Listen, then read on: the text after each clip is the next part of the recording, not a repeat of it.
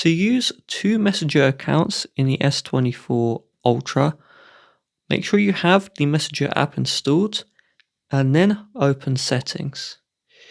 We're going to scroll all the way down and you're going to locate where it says Security and Privacy. In here, we're going to scroll down until we see More Security Settings. And in this one, we're going to see the Secure folder. Tap on it. If you don't have Secure folder, you will need to follow the on-screen instructions to set it up. And so once it is set up, if we go to the app drawer, we see Secure folder and you can tap to open it. And so we'll just log in with our biometrics. Then you're going to tap the plus and you're going to add the Messenger app.